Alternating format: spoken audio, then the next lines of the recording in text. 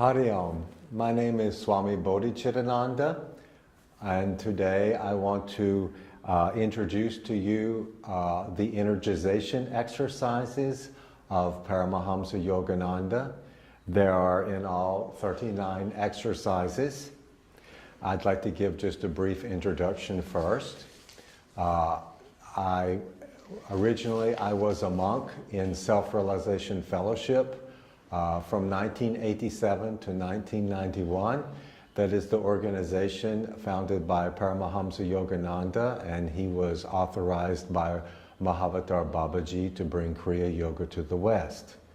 Later I came to India because I saw a photo of Swami Chitananda, the successor in Swami Shivananda's organization, successor of Swami Shivananda. He became the president, and I recognized him in the photo. So the head of Self-Realization Fellowship, Sri Dayamata, sent me to India, told me I should go meet him, and then I became a monk in Shivananda ashrams in Rishikesh. So originally I took Kriya Yoga from Brother Bhaktinanda, who was an advanced disciple of Paramahamsa Yogananda, and I continued in the line of Kriya Yoga. When I came to India and was with Swami Chitananda, I told him I liked Kriya Yoga as my practice, and he gave me permission and blessings to continue, and also directed me to one Swami Gyanananda Giri, originally from Switzerland, an advanced Kriya Yogi living in the Himalayas, and he has been my Kriya master ever since. Eventually I became a Swami, initiated in the Dasnami order of Swamis by Swami Chitananda in Divine Life Society, Shivananda Ashram, Rishikesh. So I'll talk a little bit about Yogananda and his energization exercises. Yogananda came to America in 1920 from India, and he settled in Los Angeles, California. His organization, Self-Realization Fellowship, is there, and now it has spread throughout the world. When he came, he had already been exposed much to physical culture by his brother Vishnu Ghosh, whose teachings later developed Bikram Yoga in the West. So Yogananda already knew about physical culture very much. When he came to America in the 1920s, no one in the West was really knowledgeable or that much interested in yoga. There were virtually no teachers in the West. So he wanted a system where people could stand and do the exercises, not have to get down on the floor, and also so that all people could be able to practice it. Not everyone can practice Hatha Yoga, all the asanas, like elderly people or sick people, or sometimes people who are just not flexible. And also it's not suitable to the working environment of the West with offices and workplace. The energization exercises can be practiced by anyone and virtually anywhere, because they're all done standing, and they don't overexert in any way. I will also say that Yogananda and Swami Shivananda had a very unique relationship. When I came to India and spoke to the senior Swamis of the Divine Life Society, direct disciples of Swami Shivananda, they told me that Yogananda and Swami Shivananda used to regularly correspond together. And they said that Yogananda was the only one of these great masters that Swami Shivananda had regular correspondence with. Also, Sri Dayamata loved Swami Shivananda very much. Sri Dayamata was the president after Rajarsi Janakananda, the first president after Yogananda. And she came to India, I think it was 1961, it was in the early 60s. She came to Rishikesh and had darshan of Swami Shivananda in Rishikesh. And whenever Swami Chidananda would go to the West, go to America, he would always stop at Self-Realization Fellowship headquarters and visit Sri Dayamata. They were very close. And all of the monks of Self-Realization Fellowship had great respect for Swami Chidananda. And the same goes for those of the Divine Life Society towards Self-Realization Fellowship. So Yogananda developed these exercises as a way to bring more prana into the system. One of the main features of Kriya Yoga is that it brings a lot of prana into our system and internalizes the mind to be able to go into deep meditation. It is what we call, Kriya Yoga is what we call a Raja Yoga form of pranayama. Hatha Yoga uses the physical manipulation of the breath, such as Nadi Shuddhana, Anuloma Viloma, for forcing the prana in the Sushumna to bring the consciousness up into the higher centers. In Raja Yoga Pranayama, we use the mind, the awareness on the prana to follow the prana. And by doing that, the prana naturally starts to stabilize and enter the Sushumna and move in harmonious ways throughout the body. The prana is, Yogananda said that the prana and the breath is connected to the heart and connected to the mind. So once we place the awareness on either the breath or on the mind to stabilize the mind, the others automatically slow down. So if we place our awareness on the breath or gain control of the prana starts to stabilize and slow down.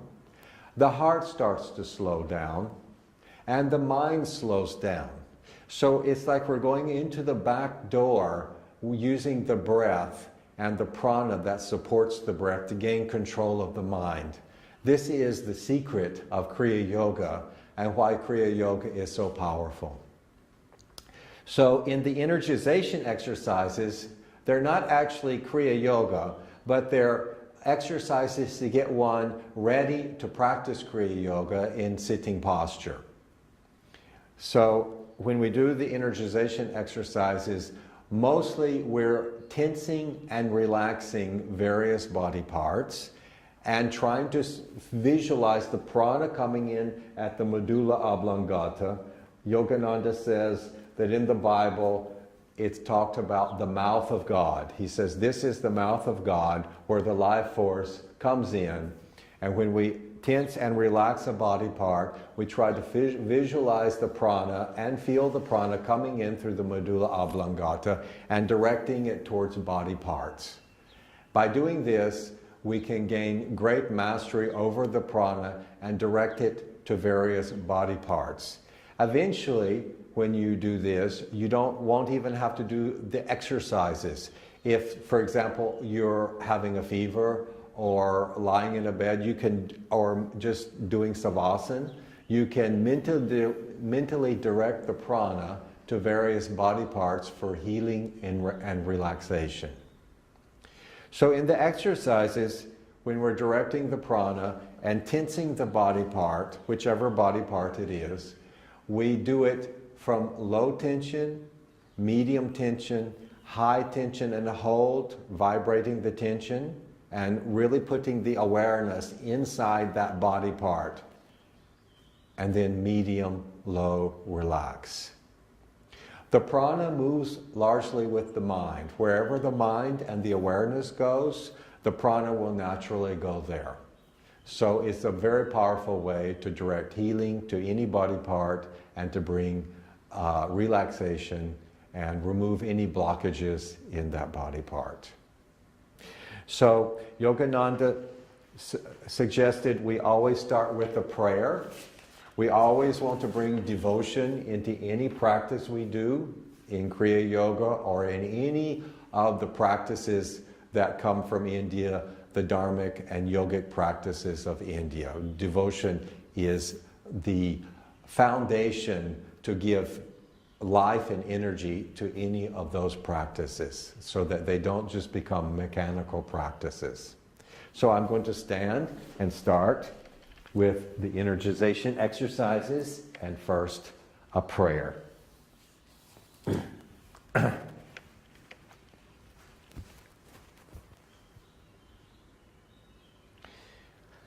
Heavenly Father, it is Thou who dost directly sustain my body. Awaken within me conscious will, conscious health, conscious vitality. O eternal youth of body and mind, abide in me forever and forever. So I'll go one by one through the various energization exercises. The first one is double breathing with tension. Now, double breathing is a method of breathing that Yogananda came up with, where we have one short inhalation and one long, a double short and then a long inhalation like this. Usually then we bring the prana here and look here in Shambhavi Mudra, and then and it has been proven through experiments at University of California at Los Angeles that this brings a lot more oxygen into the lungs and expels more dead air from the lungs. So it's a very powerful breathing practice. So many of these exercises we will be doing the double breathing, although not all of the exercises require any direct awareness or manipulation of the breath. So the first one is double breathing with tension. It's like this.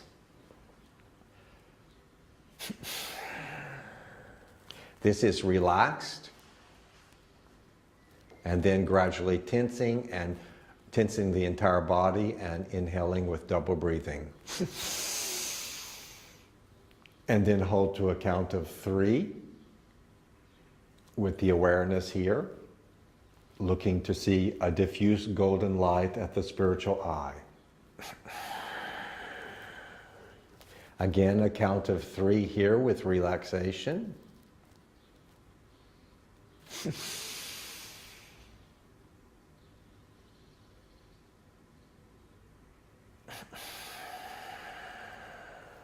Again, 3 here, relaxed.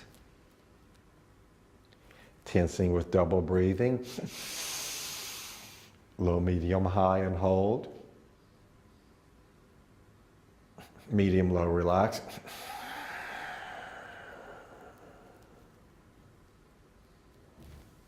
And relax. So most of the exercises we do 3 to 5 times. Once you get used to the exercises, you can do them in 15 to 20 minutes. It is said you can do them in 15 minutes eventually. And it's recommended you do them twice a day, especially before meditation. But you can do them anytime and anywhere. I do them on airplanes. I do them sometimes standing in the line at the post office. Wherever you are, you're able to do certain of these exercises without anybody noticing.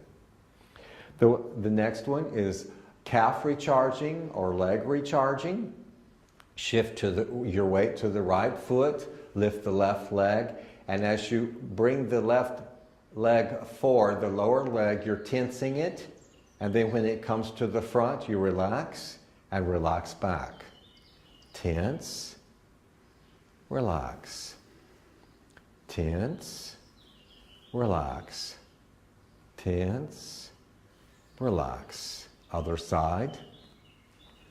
Tense, relax. Tense, relax. Tense forward, and when you come to the front, relax and relax back. Okay.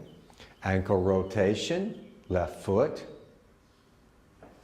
3 to 5 times. Then reverse. Right side. Reverse. Okay. Yogananda says that the prana moves from the left side of the body to the right side of the body. So we always try to start on the left side. Do the left side first. All right. Calf and forearm, thigh and upper arm. We'll do 3 to 5 on the left side first. So first we're going to tense the lower leg and the forearm. And then the upper leg, the thigh, and the upper arm. Calf and forearm. It's low, medium, high hold. Medium, low, relax. Thigh and upper arm.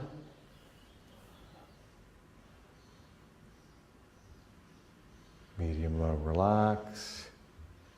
Calf and forearm. It's good to learn to isolate the body parts at will and direct the awareness there. Medium, low, relax. And the prana to that body part. Do it 3 to 5 times. I'm going to the right side now, calf and forearm.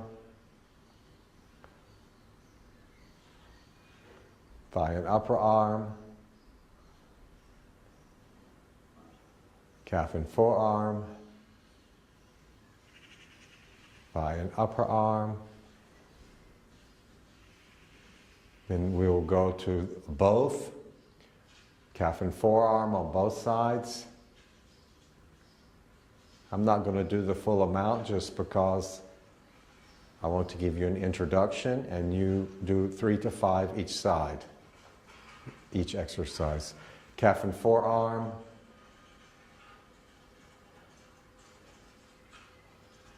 Thigh and upper arm. Okay, the 5th exercise is called chest and buttocks. So we're going to tense the the buttocks and the chest and buttocks. First the left side, chest and buttocks, right, left, right, left, right. Then the 6th exercise is back recharging, 3-part back recharging. So we do the lower back, left, right, and then the right side. Then the middle back, left and right. And then the upper back between the shoulder blades, left and right. Now, this takes a little practice for most people. They're not used to isolating these muscles in the back. And especially the middle back is difficult. Even for me, it's still difficult to do the middle back, but you can do it. The lower back is not so difficult. Lower left, right in front, right near the kidneys, above the hip bone. Lower right, low, medium, high. Medium, low, relax. Middle back, left.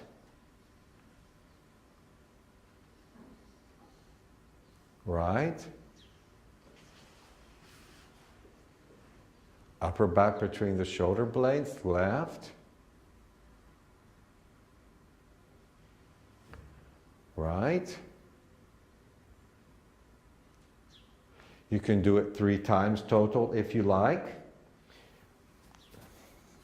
This one's number 7, shoulder rotation. Now, it's from the shoulders, not the elbows. So it's not like this, it's like this. You're really working the shoulders. So this really stays pretty much parallel to the floor. Do it forward first, and then reverse.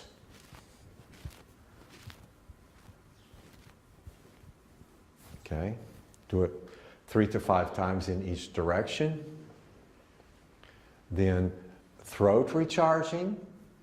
So first we're tensing the front of the throat. Then we do the left, and then we do the right. Right, left front, The front, the left front, and the right front. Front, low, medium, high.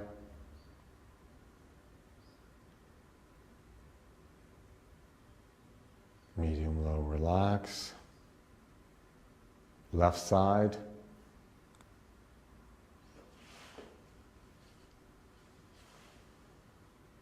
Medium, low, relax. Right front.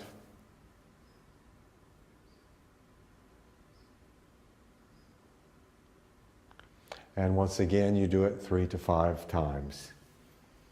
Okay, now we're doing neck recharging. We drop the chin in relaxation drop the head to the chin, to the chest, chin to the chest in relaxation. Then as we come up, we're tensing the neck. When you get to the top, relax it and drop again. Tense, relax and drop. Tense, relax and drop. Okay, neck rotation. We do small circles and we keep a little bit of tension to give support to the neck. The neck is very delicate, so you want to be careful with your neck. So it's first small circles with a little bit of tension. Reverse.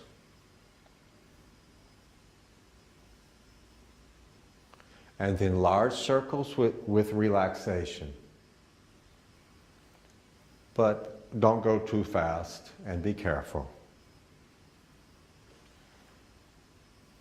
And reverse.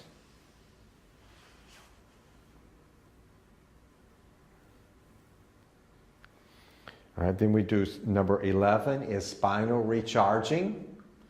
This one's a little difficult for a lot of people, especially in the beginning, and it takes a little coordination of the mind and the body at first, because you're twisting the lower body to one direction and you're using your foot to push, and the other body, upper part of the body, to the other direction, like this.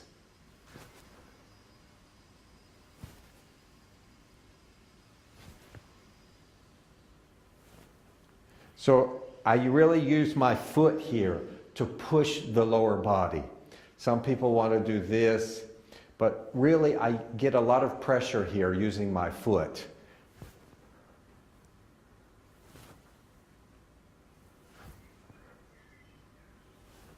Okay, that's spinal recharging. Do it 3 to 5 times each side. Okay, number 12 is spinal rotation. Put your feet maybe 2 feet apart. Put your hands on your hips. Try to keep the hips stationary. You're moving the upper body. You're not moving the hips so much. So it's like this.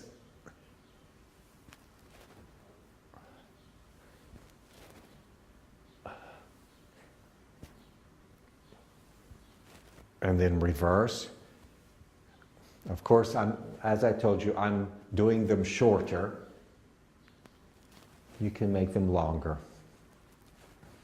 Okay, number 13. Spinal stretching, side to side.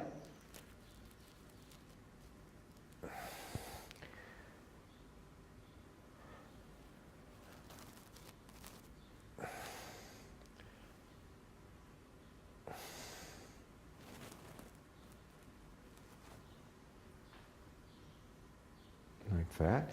Number 14 is spinal adjustment. I hope this thing doesn't get in the way. I think I can move around it. So we're going to start from the lower vertebrae and go up one vertebrae at a time, pushing to adjust the back. And I like it like this, with using the first 2 fingers, it's not the knuckle, it's these, what do you call that? Well, that's a knuckle, but kind of like the knuckle. It's the finger joint, to push it like this. You can also do it like this if you want, but the main point is to bring the hands right together on the vertebrae on each side of the spine and push right there on the side of the spine to help adjust the vertebrae. And when you do it, so you're starting at the lower back, you're bending forward, and then you're going up on your toes and pushing. So you got to get up on your toes like that. And I just heard my vertebrae go. Second vertebrae. You go one at a time.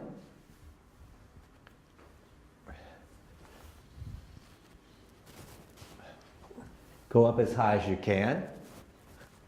I've never seen anybody could go to their neck, but go as high as you can. All right, that's number 14. Number 15 is upper spinal twisting. It's like this.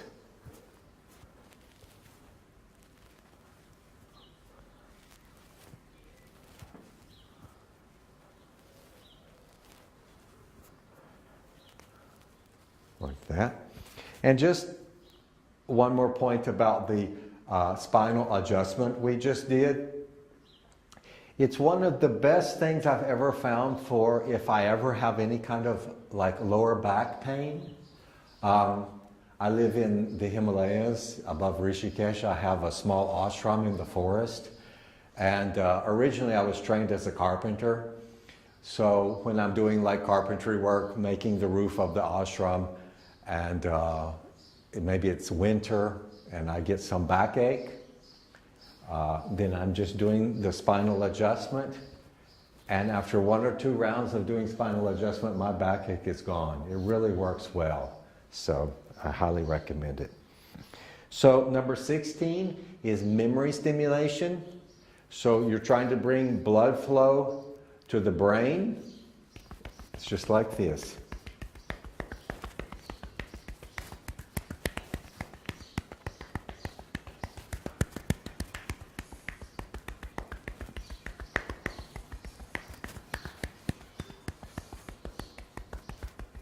And then scalp massage, using the fingertips to massage the scalp in a circular motion.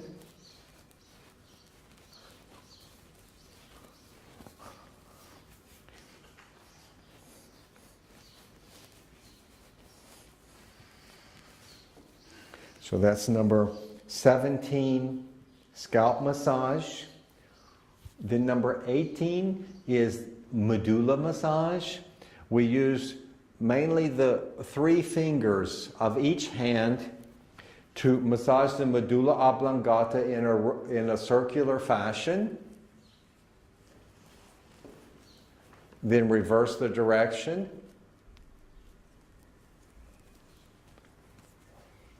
And then tense the neck and push with the 3 fingers of each hand into the medulla. As you're tensing the neck, push it back, and then relax and push it down, chin to the chest. And then come up and do it again. Circular motion, massaging with 3 fingers of each hand. Tense, relax, and push. Okay? Do it 3 to 5 times, just like the others. Then biceps recharging, number 19. Left side, low, medium, high, the biceps. Medium, low, relax. Right.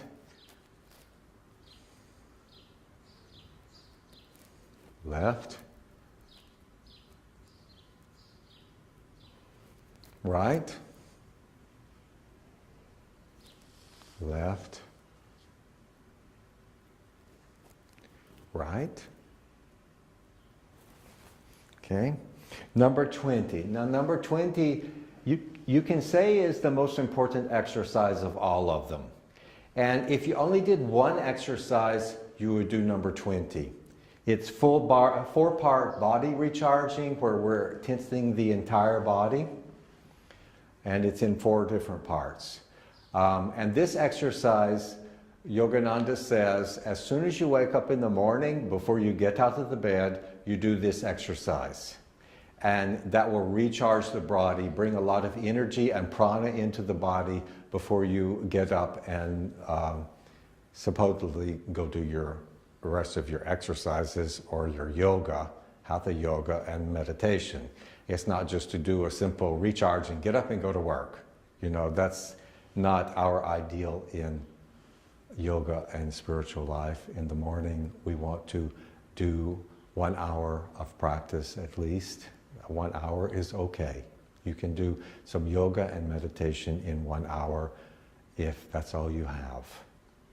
So 4-part body recharging is like the first part is double breathing and tensing the entire body from low, medium to high, and then as you double breathe, visualize and feel the prana coming up the spine to the spiritual eye, and then hold the breath there, tensing the body for as long as you're comfortable. Always try to see a diffuse golden light at the spiritual eye. This is the key to Kriya Yoga, is this chakra, the Agya chakra, and the spiritual light. The Agya chakra is the point from the first manifestation of duality. This is non-duality. This is Brahman. This is Ishvara, the first level of manifestation of the universe and of us.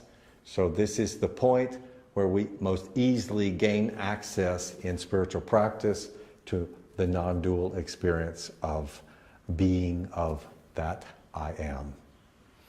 All right, so we're going to tense, inhale with double breathing, bring the prana to here, and look here and hold. And then when we exhale with double breathing through the nose, we release the tension, medium, low, relax. So like this.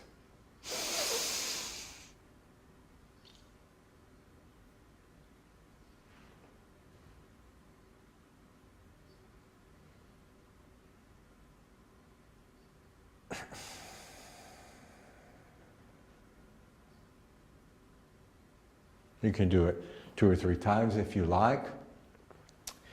Then the next part, when we inhale, we're going to go one part of the body at a time, 20-part body recharging. We start with, of course, the left side, left foot. So left foot, low, medium, high, medium, low, relax. I have to do it a little fast for the video, so you should hold it a little longer.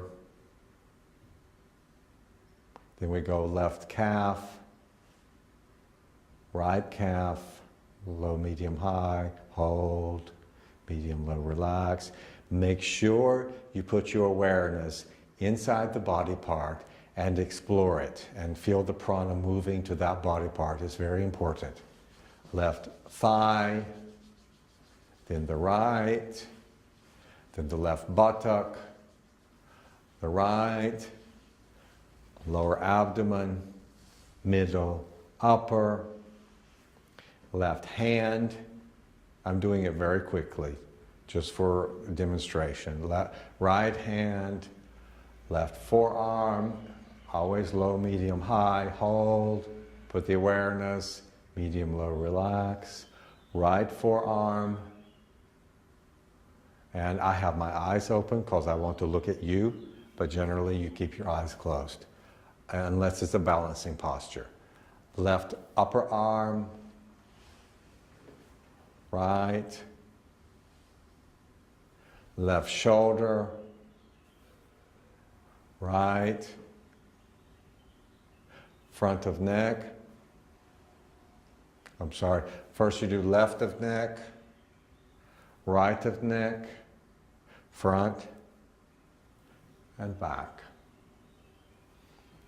And then parts 3 and 4 of this whole exercise is part 3 is inhaling with double breathing and starting from the left foot to the right, going up until all of the body parts are tensed and holding the breath here, like we did before, but this time it's in a wave of tension until the entire body is tensed, like this.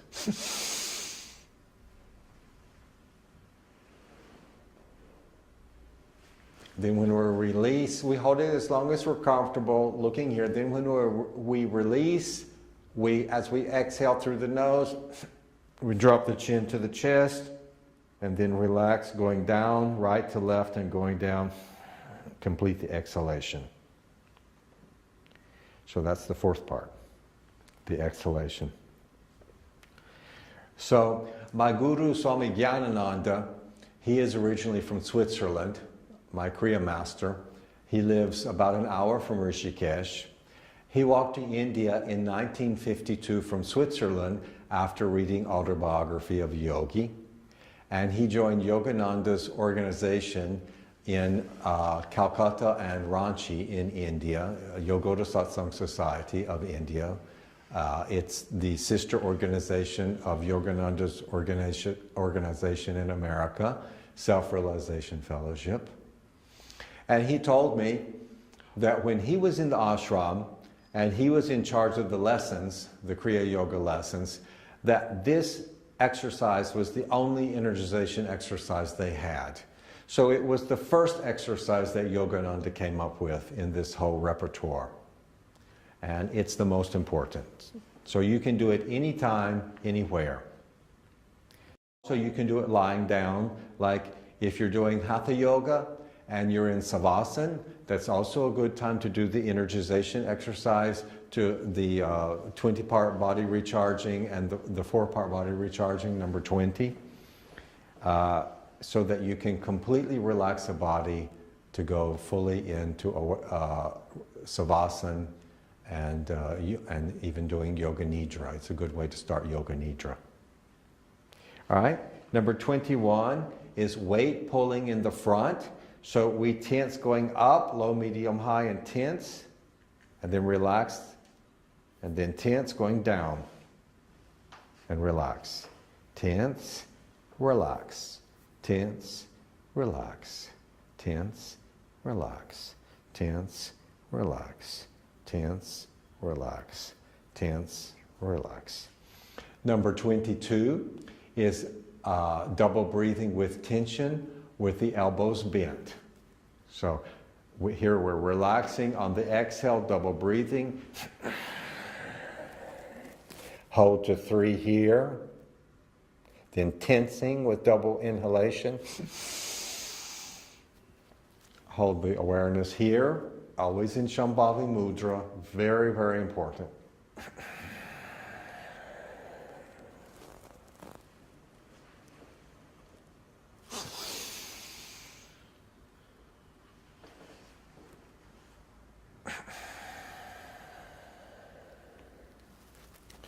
So I only did it twice, do it 3 to 5 times. Like I said, I'm trying to keep it shorter for the video. All right. Arm rotation, small circles, number 24. The hands are supposed to, the fist it's a gentle closing of the fist, not tense, just lightly closed and facing upwards.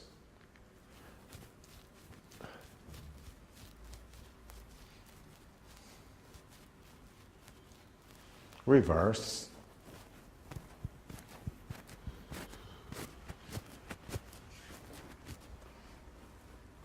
All right. Number 26, finger recharging.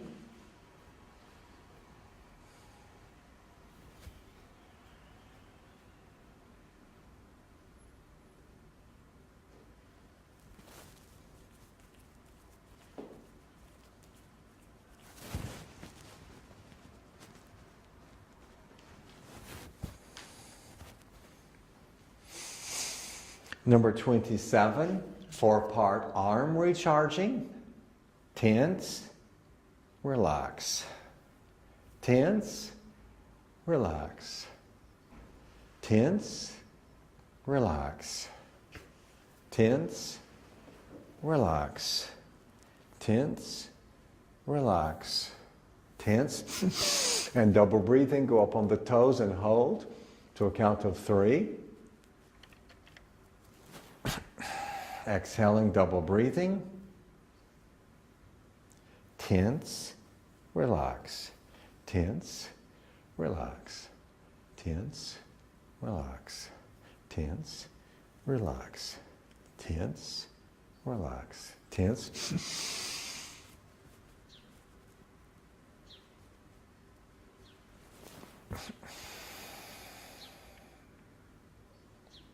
Single arm raises with double breathing and tension. Tense going up and relax going down. Tensing, inhaling, looking up. Exhaling and relax, double breathing. Right, tense. Relax. It's a medium, low, relax. So you're relaxing as you're coming down, and you're tensing gradually as you're going up. So tense, relax, gradually. Tense, medium, low, relax, like that. Okay, number 29. Stretching from side to side. Sometimes I forget the names because I mainly just practice them. And actually, I have to say that I don't always practice the energization exercises personally, because I like yoga, hatha yoga, a lot also. But both of these exercises do different things. If you have the time, I recommend you do them both. Or if you're not in a place where you can do hatha yoga, then do the energization exercises. And they don't take as long. You can do them in 15 minutes, whereas hatha yoga, for me, takes at least 40 minutes to do enough that I feel like I've done a full amount. So they're both very different in their own ways, and I recommend both of them. Of course, when I was a monk in the Yogananda ashrams in California, I did these every day, and I did yoga. But we averaged, as monks there, we averaged about 4.5 hours of meditation a day, because we had 2 private meditations a day and 3 group meditations a day. And then on Sunday, we fasted and kept mauna the whole day. And then we were supposed to do a long meditation, 3 to 5 hours. Okay, so lateral stretching, side to side.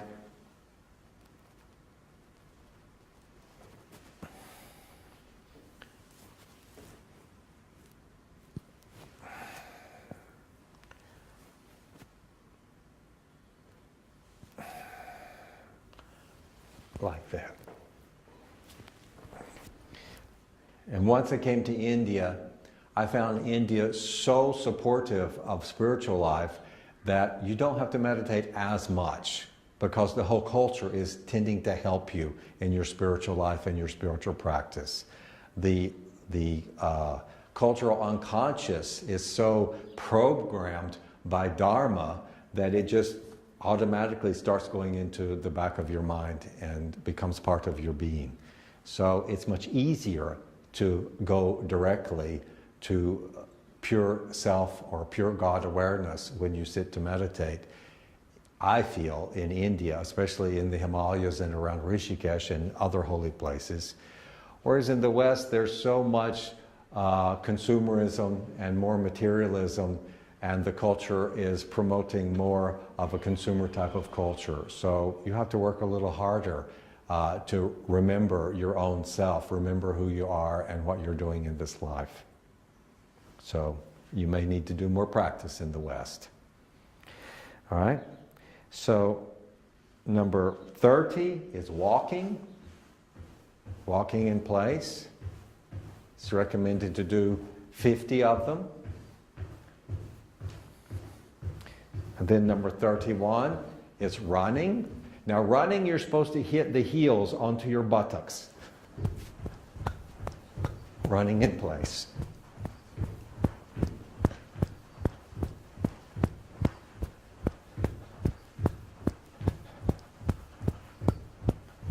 And walking, you should get your knees up a little bit, actually.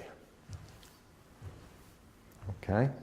Number 32 is fencing. Now fencing is when it's the opposite arm and hand forward, arm and leg forward. So I'm like exhaling. Now this whole side is tense.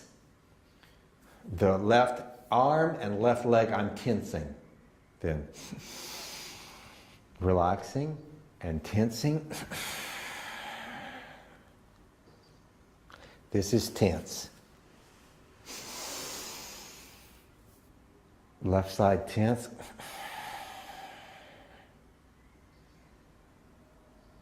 Hold at 3. Right side tense. Hold to 3. Inhale.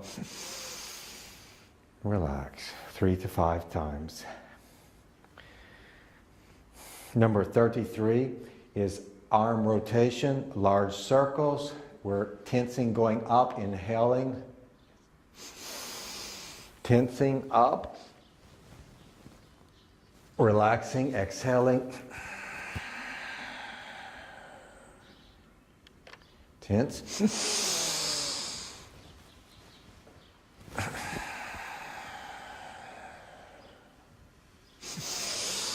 Of course, this low, medium, high, and hold, and medium, low, relax, and then reverse.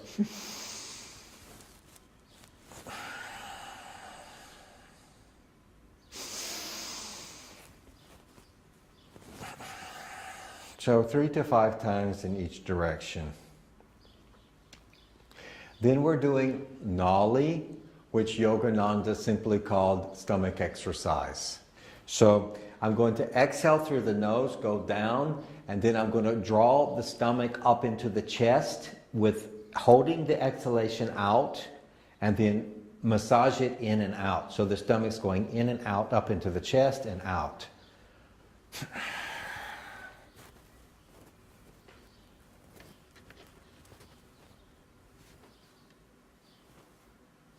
So I'm pulling it up and out. And then when you get tired, inhale with double breathing. Exhale, do it again, and hold the breath out.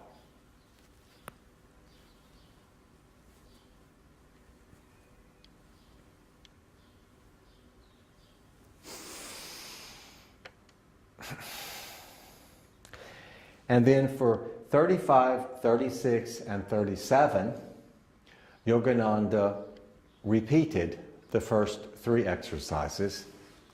And to tell you the truth, I don't know why, but he did, and we do it. So left side, leg recharging or calf recharging. 3 to 5 times, right.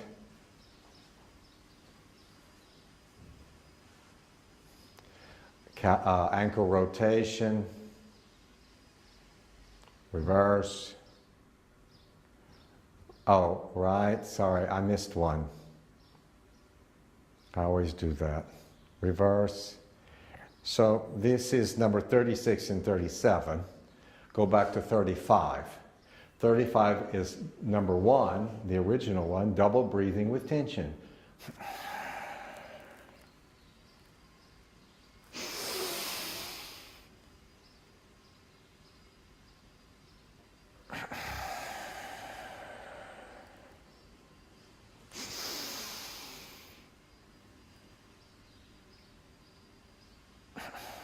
Again, 3 to 5 times, then do the leg recharging, both sides, and then the ankle rotation. And then it's leg rotation, large circles with relaxation. So the leg is completely relaxed because you're kind of wanting to release the hip. Really relax the hip and release it. And reverse, you can put your hands on your hips. Then the other side.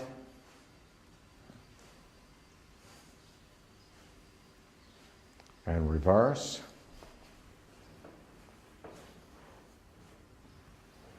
And relax. And the last exercise is double breathing with relaxation. So it's like this. You're inhaling with double breathing, relaxing, drawing the prana up and holding here for a count of 3. Exhaling. It's completely relaxed. There's no tension.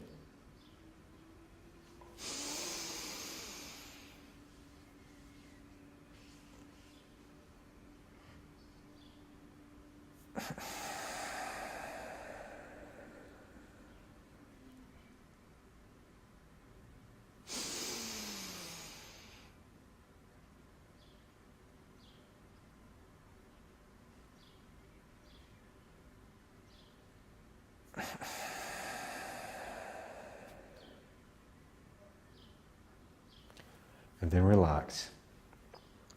So here they're listed as 39 exercises, and sometimes it's listed as 38 because they combine number 36 and 37 as one exercise because you're repeating from before. So then normally we sit to meditate, or we can do Mahamudra, and then like if it's in the morning, usually I would prefer to then sit and meditate and then do my yoga asanas after. If it's in the afternoon, I like to do my yoga asanas first and then sit and meditate. But we like to meditate twice a day or more. And we would like, we hope the next video we can do on how to sit for meditation, how to actually sit, different postures, and creating the right environment to begin a meditation practice. Thank you. That was the Yogananda exercises, energization exercises. I'm Swami Bodhichitananda, and I teach regularly at Yoga Vidya in different places. You can go to the Yoga Vidya website. I teach many different kinds of seminars about mind control. I'm authorized to give Kriya Yoga initiation and to teach Kriya Yoga. I teach subjects in Raj Yoga and Hatha Yoga and yoga symbolism, mythology, integral philosophy, and the practice of big mind, which is a very powerful practice to experience directly within a short time the non-dual nature of our own self, of the ground being of all that is. Thank you very much. Om Hariya.